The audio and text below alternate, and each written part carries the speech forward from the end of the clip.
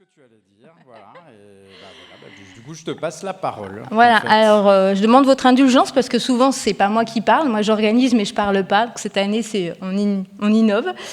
Donc, comme vous le disiez Yannick, cette communication a pour but de vous présenter le projet de notre service qui nous occupe quand même pas mal depuis quelques temps, à savoir notre site internet. C'est un site internet du coup qui en fait est un outil de valorisation de nos archives. Je vais vous expliquer un petit peu à travers cette communication la genèse de ce projet et son état d'avancement aujourd'hui et ce que vous pourrez très bientôt voir, on l'espère, en ligne d'ici la fin d'année, début d'année prochaine. Donc, le Centre d'archéologie et du patrimoine qui est installé rue Bouteiller depuis 1997 a, dès son installation, regroupé en un même lieu toute la documentation archéologique qui était en lien avec les opérations archéologiques qui sont menées à Autun depuis, parfois depuis le XIXe siècle.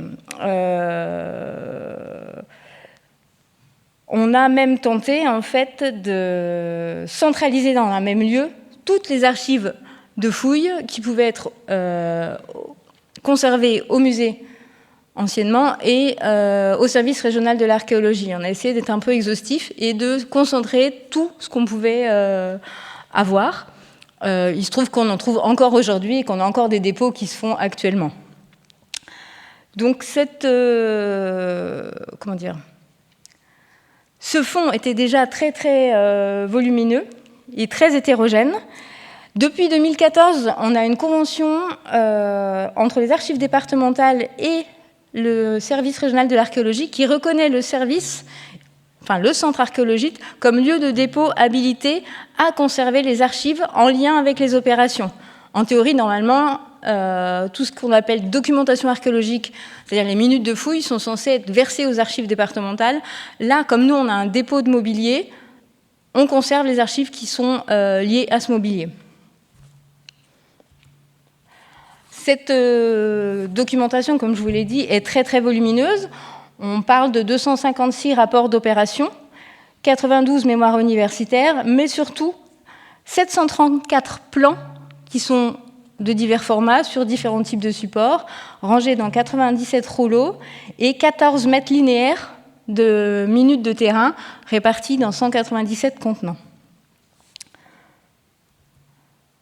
Donc là, je vous ai mis quelques images, et je vais expliquer un petit peu ce qu'il en est. Donc là, vous avez le stockage des rapports d'opération, donc qui étaient conservés dans des... Comment ça s'appelle ?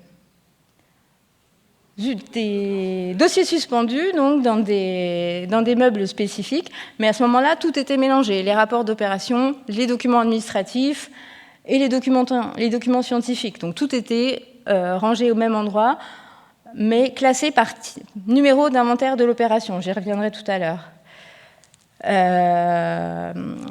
Les diapositives étaient rangées selon le même principe, dans des fichiers, dans des pochettes transparentes spécifiques pour ce type de support, donc diapositives et photographies.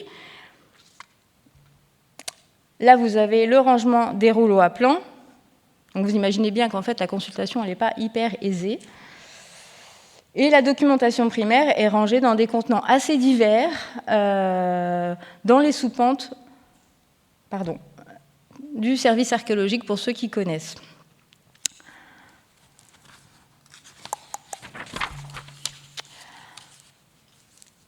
Donc l'intégralité en fait de cette documentation est répertoriée et classée en fonction d'un numéro d'inventaire qui a été mis en place il y a très longtemps entre le musée Rollin et le service archéologique, à savoir le numéro d'opération dans l'année. Par exemple, 1992.6, c'était la 6e opération dans l'année 1992. Ce numéro, c'est vraiment la carte d'identité de toutes les opérations archéologiques répertoriées chez nous. Et du coup, tout est rangé sous ce numéro, que ce soit les diapos, les photos, les cahiers, comme vous pouvez voir, les fiches d'inventaire, les fiches d'US sur le terrain, tout est rangé comme ça. Néanmoins, il n'y a pas d'inventaire. Il n'y a jamais eu un inventaire exhaustif de toute cette documentation.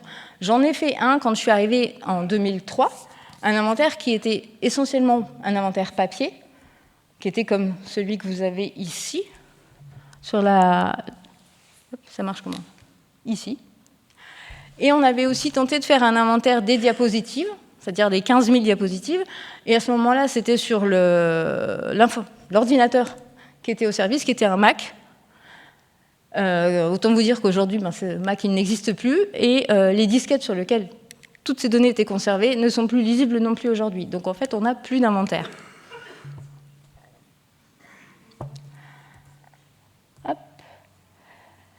Cette documentation archéologique, c'est une ressource essentielle.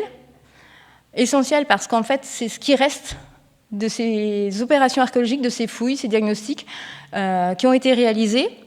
Et donc il ne reste plus que les photos. Parfois, en plus, les rapports sont inexistants pour les opérations anciennes. Donc c'est vraiment ce qui nous reste de ce qui a été fait à cette époque. Et elles sont consultées régulièrement dans le cadre de recherches scientifiques et universitaires. Donc ça se fait toujours dans le cadre d'une demande préalable au service, sur rendez-vous, et puis la consultation se fait avec les membres du service, parce que comme je vous l'ai dit, comme il n'y a pas d'inventaire exhaustif, il faut qu'on soit là pour aiguiller les chercheurs. Et il y a aussi une consultation très très régulière des archéologues du service pour nos missions quotidiennes, puisque bien, on en a besoin pour rédiger les rapports, pour les articles, pour tout ce genre de choses. Ces consultations à répétition, on s'est rendu compte donc que, d'une part, elles étaient assez malaisées parce qu'on n'a pas d'inventaire. Alors nous, on sait où sont les choses, mais ça nous demande quand même toujours un moment de recherche. L'accroissement du volume au fil du temps et du développement d'intensité des opérations d'archéologie a amené un accroissement vraiment conséquent de la documentation. Il y a également une évolution des lieux de conservation, puisque aujourd'hui, initialement, il y avait 2 archéologues, aujourd'hui on est 4, donc il a fallu diversifier un petit peu l'utilisation des locaux, notamment la salle, qui était au départ une salle aveugle, sans source de lumière, sans source de chaleur, pour les supports photographiques et pour les diapositives. C'est aujourd'hui, par exemple, la salle qui accueille le copieur et les serveurs informatiques. Donc autant vous dire qu'en termes de chaleur, c'est pas top pour la conservation. Donc tous ces écueils qui ont commencé à apparaître nous ont donné des indications sur la fragilisation de ces documents. On a également pu observer un vieillissement des supports à force d'être consultés, d'être copiés, notamment des diapos qui ont commencé à mal vieillir. Certaines ne sont plus vraiment lisibles. Et puis cette accessibilité qui est vraiment contraignante. On a donc réfléchi à mettre en place un projet pour numériser toutes ces archives et pouvoir les consulter plus aisément. Donc ce projet de numérisation, il avait un double objectif, c'était déjà la préservation des documents originaux et l'amélioration de leur consultation et de leur diffusion. Un projet de numérisation de ces archives qui sont, comme vous l'avez vu, conséquentes, ça se prépare un petit peu. On a demandé, donc on a essayé de faire une budgétisation et on a sollicité l'aide d'une collègue pour faire des demandes de subventions. On a obtenu des subventions de la Direction générale des affaires culturelles et de la région Bourgogne. En se renseignant un petit peu sur comment procéder pour ce genre de projet, notamment au niveau des archives départementales, on s'est rendu compte qu'il était nécessaire d'avoir ce qu'on appelle des fichiers de récollement précis pour pouvoir mettre en place un marché de numérisation. Ces fichiers de récollement, en fait, ce sont des inventaires qui doivent répertorier le nombre d'éléments pour chaque type de document, donc combien de photos, combien de diapositives, combien de rapports, le nombre de pages pour les rapports, les différents formats, les types de supports, et faire un constat de l'état du document au moment de l'inventaire. Vu la masse de documents, on s'est fait aider dans ce travail en mettant en place 2 stages de 4 mois chacun par des élèves en fin d'études de master d'archivistique, donc des étudiants dont c'était leur sujet de fin d'études. Ces 4 mois, donc le premier, initialement, on pensait qu'un stage de 4 mois suffirait. Bon, ça n'a pas du tout suffi. Donc la moitié, à l'issue de ce premier stage, la moitié des archives avaient pu être recollées, comme on dit, récollées, et avaient permis quand même une optimisation du classement et du conditionnement du fond. On avait quand même gagné en consultation. Et on s'est rendu compte que donc il nous fallait un deuxième stage qui a été mis en place également, donc l'année suivante, qui a permis de terminer les fichiers de recollement et de mettre en place le cahier des charges assez précis pour pouvoir numériser toutes ces archives. Donc là, je vous ai mis des photos des fichiers de recollement. Alors, c'est juste pour que vous voyez un petit peu les types de tableaux. Vous n'allez pas pouvoir lire ce qu'il y a dedans, mais là, c'est celui des opérations, des rapports de fouille. Donc, il y a toujours, à la fin, surtout, vous voyez, il y a une colonne, enfin, je ne sais pas si vous voyez bien, mais le nombre de pages, des notes sur l'état du document, s'il y a déjà une version en PDF ou pas, ce genre de choses. Là, c'est tout ce qui était la documentation primaire.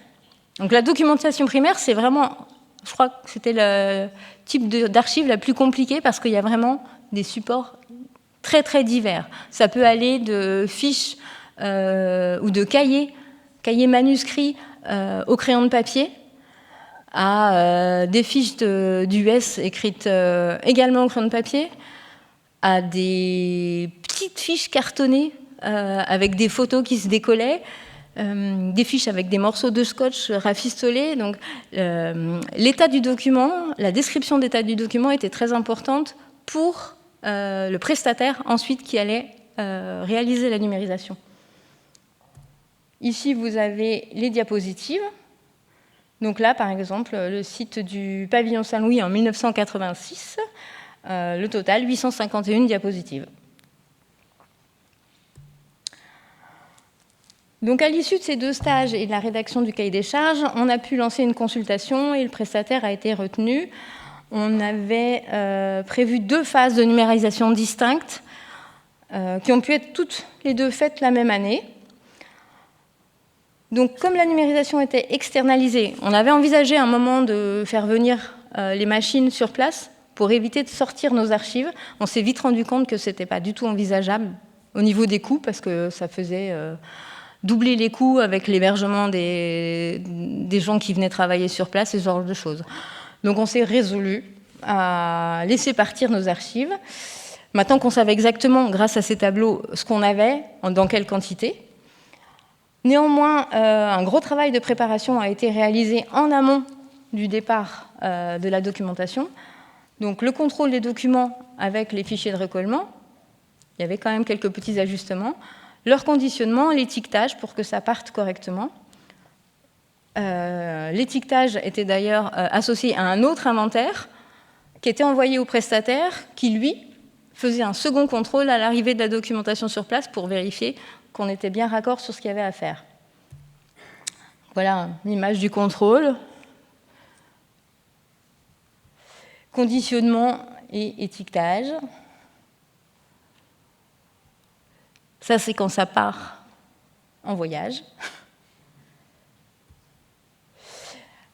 Donc, à l'issue de cette numérisation, on se rend compte au quotidien qu'on a vraiment gagné en efficacité dans la recherche de tout ce qu'on peut être amené à consulter, notamment dans la préparation de notre site internet, j'y reviendrai tout à l'heure. Donc aujourd'hui, on dispose de toutes ces archives au format numérique. Le prestataire nous a fourni des tableurs où les fichiers sont classés par type avec un numéro de nommage qui correspond au numéro de l'image dans le fichier de l'image. Je ne sais pas si c'est très clair, mais la consultation est ainsi facilitée et l'utilisation et la diffusion à but de recherche également. Je regarde quelle heure il est. Bon, ça va. Donc à l'issue de cette numérisation, les subventions qui ont été obtenues prévoyaient un deuxième volet, un volet valorisation de ces archives, notamment obligatoirement par un outil multimédia disponible en ligne. Donc on s'est tourné vers nos collègues du service communication de la ville, parce que nous, ça faisait déjà longtemps qu'on avait envie de créer un outil interactif à destination du public, du grand public. Et honnêtement, on ne savait pas trop par quel bout le prendre. Donc on s'est tourné vers les gens dont c'est le travail, la communication, et elles nous ont orientés vers la création d'un site internet, qui soit donc un site internet spécifique au service, mais qui soit une déclinaison du site de la ville. Ça avait 2 avantages, le fait d'avoir un seul prestataire et une identité visuelle globale, mais on a quand même eu le droit de choisir une gamme de couleurs différentes, un design un peu spécifique, et surtout, on a des fonctionnalités vraiment très différentes de celui du site de la ville. Ce projet de site, il s'est découpé en 2 phases. Une phase de conception, donc on va dire la grosse boîte, avec son design joli, tout ce qu'on voulait mettre dedans, et puis la phase intégration des contenus. La phase de conception est terminée depuis le début d'année, et on en est aujourd'hui à la création et l'intégration des contenus. Et c'est là où ça se complique un peu. Voilà, alors on ne peut pas aujourd'hui vous le présenter, c'est-à-dire qu'il n'est pas encore disponible en ligne. Néanmoins, on vous explique la finalité et ce qu'on avait envie d'en faire pour vous donner envie, quand on pourra le mettre en ligne, d'aller voir ce qu'on a fait. Donc voilà un petit peu ça, c'est la page d'accueil que vous aurez quand vous vous connecterez sur le site. Je ne vais pas vous donner le nom encore. Donc, service archéologique de la ville d'Autun. Sur le bandeau supérieur, vous aurez accès à différents types de contenus, notamment donc, tout ce qui est information institutionnelle, des informations sur la recherche scientifique qui est menée au service à travers les différents programmes de recherche, des dossiers thématiques qui seront très développés, on y reviendra tout à l'heure. L'élément pour nous, un des éléments les plus importants, ce qu'on appelle la carte interactive, qui est le petit bouton, enfin le gros bouton, parce qu'on a voulu qu'il soit bien lisible, qui est ici. Donc quand vous cliquerez sur ce petit bouton, vous arriverez sur une autre page avec une carte de la ville. Bon, là, je vous ai mis cette image-là, c'est un peu figé, on ne pouvait pas faire mieux, mais vous aurez plein de pictogrammes sur la ville et vous pourrez faire des requêtes sur le côté. Je ne sais pas si vous voyez bien, ici. Vous pourrez faire des requêtes par chronologie ou par type de vestige. C'est-à-dire que vous pourrez décider d'avoir que les sites gallo-romains, ou alors tous les sites funéraires de l'époque gallo-romaine, ou alors tous les habitats du Moyen-Âge. Vous pourrez vous balader dans ces sites. Une fois que vous aurez fait votre sélection, vous aurez certains pictogrammes qui s'afficheront. Et donc, en zoomant, alors, vous verrez, par exemple, vous aurez un chiffre 5 à un seul endroit. En zoomant, vous vous rendrez compte, c'est parce qu'il y a 5 occurrences à cet endroit-là. Vous cliquerez sur un des sites de votre choix et vous obtiendrez une petite notice réduite de site avec le nom du site, où est-ce que ça se trouve, et surtout si le rapport est disponible en ligne. Et en cliquant sur cette petite notice, là vous aurez accès à,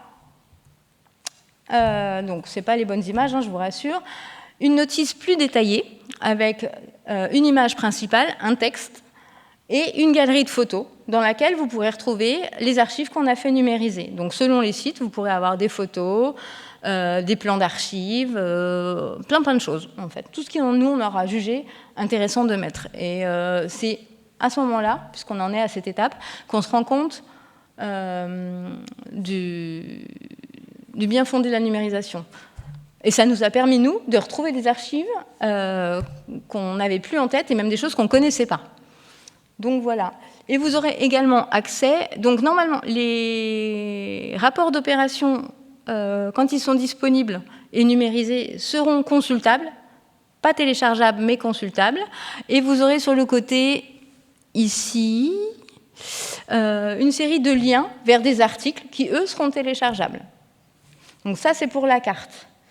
Et à terme, donc là, ce sera dans un premier temps seulement les symboles, et à terme, on voudrait aussi pouvoir travailler sur les différents tracés des enceintes d'Autun, mais ce n'est pas le même type de travail, donc on fera ça dans un second temps. Donc voilà pour ça. Bon, pardon, c'est pas ça que je voulais faire.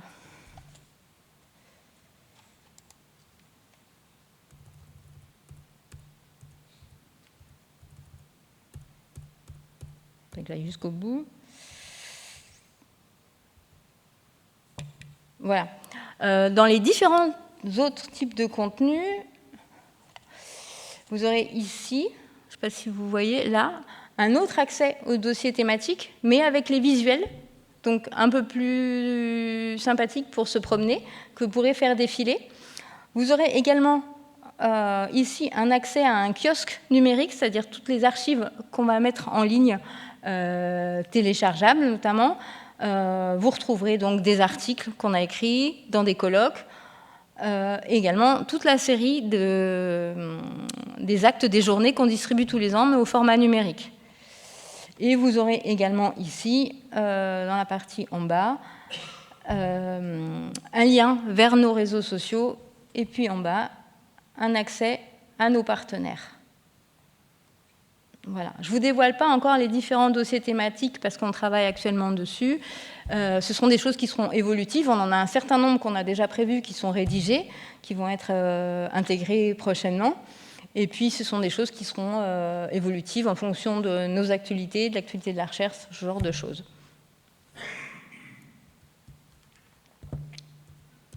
Voilà. Donc, on travaille dessus d'arrache-pied. C'est pas, voilà, c'est quelque chose qui nous occupe beaucoup au quotidien. Et on espère pouvoir vous livrer ça fin d'année, début d'année prochaine. Je vous remercie.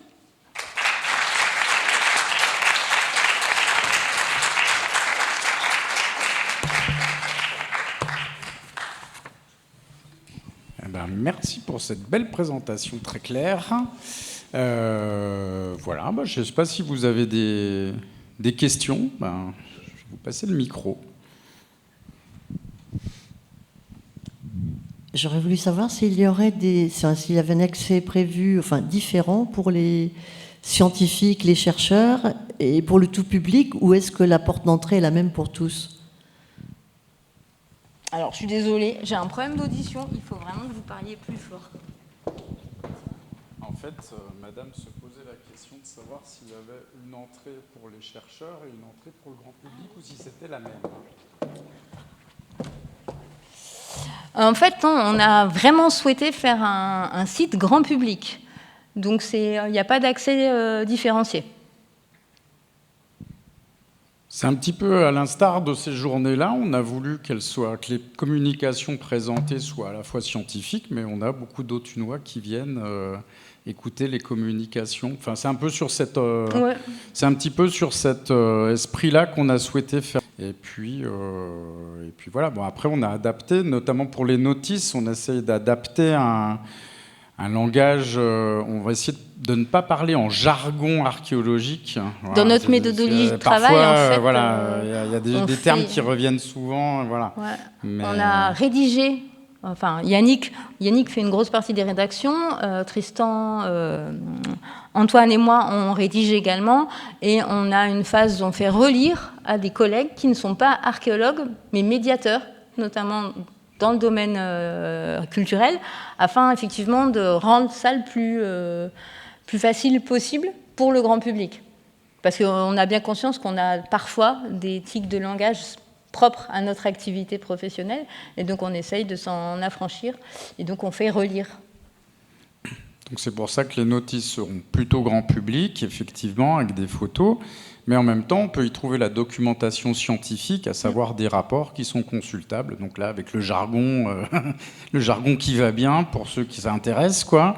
Et voilà, il y a effectivement sous une même ouverture, enfin sous une même entrée, deux niveaux possibles de lecture. Je pense que le grand public ira pas choper des informations dans les rapports de diagnostic ou de fouilles un petit peu détaillées. En revanche, il va peut-être juste s'arrêter déjà sur... on a déjà beaucoup d'informations sur les notices et les clichés, les légendes de clichés. Voilà. J'espère que ça répond à votre question. Je vous repasse le micro alors. Est-ce qu'il y a des liens prévus ou déjà existants avec d'autres services archéologiques ou d'autres professionnels sur le site? Sur la page sur la page d'accueil, en bas, ici, vous avez ici, et puis vous pourrez faire défiler les liens vers nos principaux partenaires.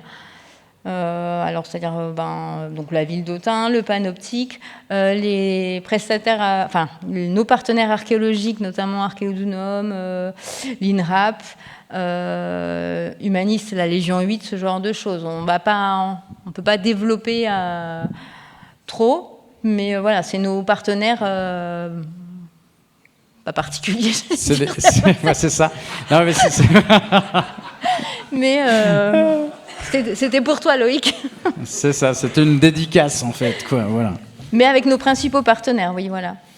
Bah oui, avec les gens avec qui effectivement on entretient des relations, et puis voilà. Et je vais finir par m'enfoncer. Quelqu'un a une autre question? Est-ce que vous avez une autre question éventuellement, ou vous avez tout compris, et où on a le petit teasing jusqu'à la fin de l'année ou début d'année prochaine? Ah bah tiens, Arnaud. C'est une question justement que moi aussi je me posais et que m'a posé Andrea. C'était il y a une volonté que ça soit juste consultable et pas téléchargeable pour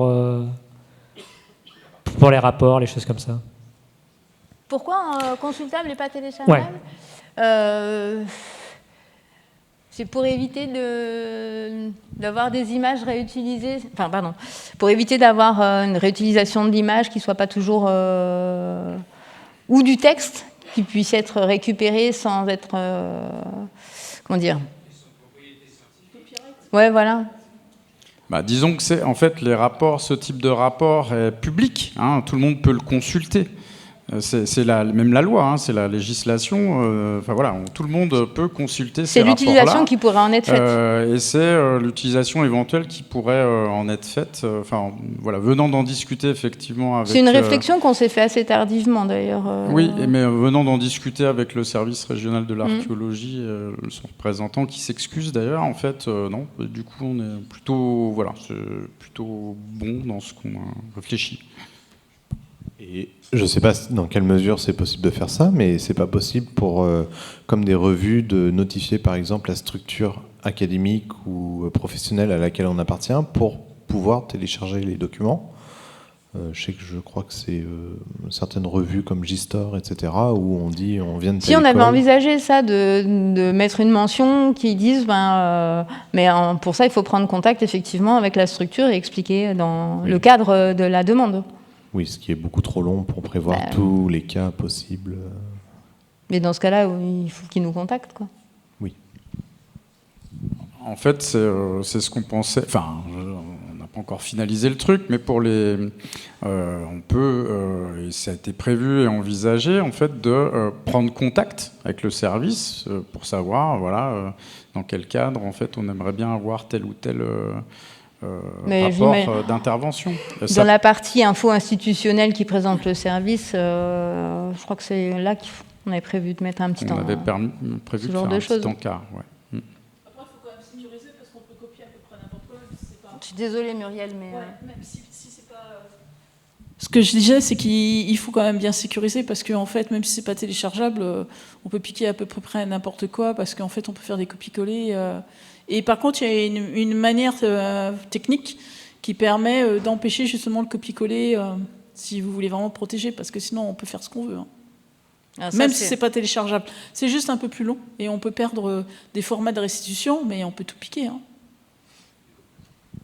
toute façon... Oui, on peut faire des...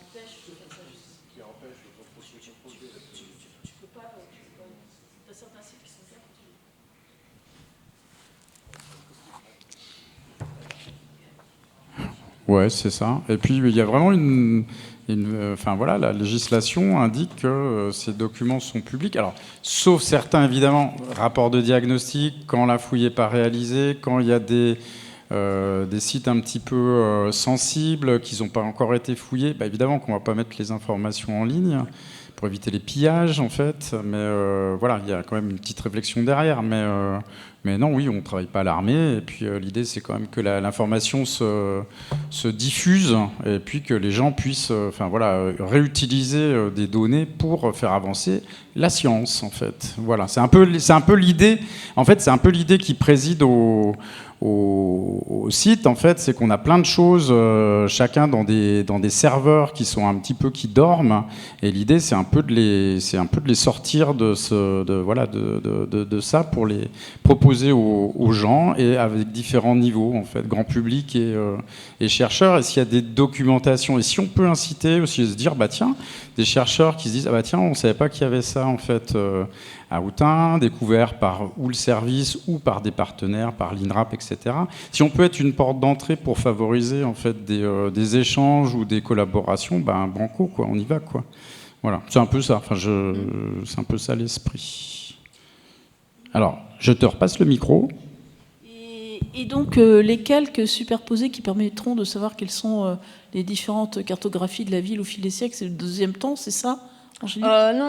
Non, parce que l'objectif, c'est pas de faire un système d'information géographique, ça... Ouais, mais... Non, là, c'est un fond de carte simple, avec les sites qui seront... on peut faire des requêtes, soit chronologiquement, soit avec certaines thématiques qu'on a définies, nous. C'est marqué, c'est là. Mais c'est pas une histoire de calque, en fait. C'est juste de l'affichage. Ouais, c'est ça. Mais ouais, tu pensais peut-être aux fortifications, à tout ça, non ? Je pensais aux grandes cartes qui sont chez vous, là où on voit les lignes de fortification, les emplacements de la Via Appia, d'Ecumanus, etc. Et puis le système en fait des calques qui sont utilisés beaucoup en Égypte par exemple, etc. Dès qu'on a commencé de vouloir faire les reconstitutions 3D, et ça permet de voir. Alors, je peux me permettre de répondre en fait, Angèle. En fait, c'est pas un SIG. En fait, on est sur une carte. C'est un fond de plan actuel qui va être un petit peu peaufiné pour qu'il soit joli en fait à la lecture. C'est pas un SIG, un système d'information géographique. On reporte des points en fait sur un plan en fait actuel avec les rues actuelles, etc. Et il y aura en plus, enfin c'est ce que tu as indiqué, en fait il y aura en plus pour que les gens puissent se repérer, mais ça on va le mettre en ligne dans un deuxième temps parce qu'il faut, comme tu disais, alors j'utilise peut-être un terme qui n'est pas le bon, le coder, ou enfin en tout cas le vectoriser, en fait les fortifications par exemple médiévales, antiques, etc., pour que les gens puissent se repérer aussi là-dedans. Donc ça, on va le mettre en ligne dans un deuxième temps parce qu'on ne l'a pas encore fait et puis qu'on aimerait bien vous fournir des choses à la fin de l'année. Et ça sera alimenté régulièrement et ça fera partie d'une livraison ultérieure. Mais le but, c'est pas de faire un SIG avec complet, en fait. C'est juste que visuellement, les gens puissent se repérer. Voilà, on a la ville actuelle. Ah bah ok, la ville antique, elle était là. Ah bah la ville médiévale était là. Voilà, ça va. Enfin, l'ambition, elle va pas plus loin que ça. Et c'est déjà beaucoup, en fait, je pense, pour le grand public, quoi. Voilà. Je ne sais pas si j'ai répondu à la question. Sachant qu'à destination Autun, il y a déjà cette maquette de la ville avec les différents niveaux de cartes qui se superposent. Voilà, on ne peut pas faire la même chose. Puis l'objectif, c'était pas le même non plus. En revanche, vous verrez, je ne veux pas dévoiler, mais il y aura des dossiers thématiques qui vont traiter de manière très synthétique avec des images et pourquoi pas des plans, mais ça sera dans un onglet dossier thématique, je dis n'importe quoi, la ville à telle période, puis avec du coup quelques plans, quelques images, quelques photos et quelques exemples en fait s'il y a eu des fouilles, quoi. Voilà. Donc là, on pourra avoir de l'info par ce biais-là.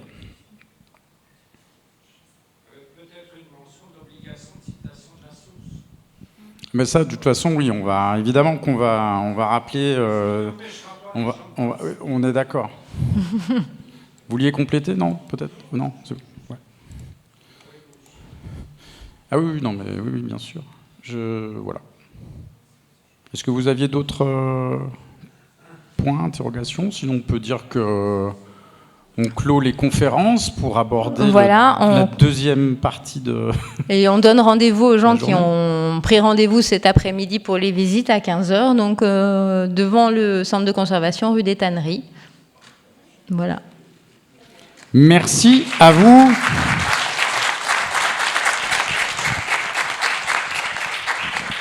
Et merci à Angélique pour toute l'organisation de cette journée qui s'est déroulée merveilleusement bien.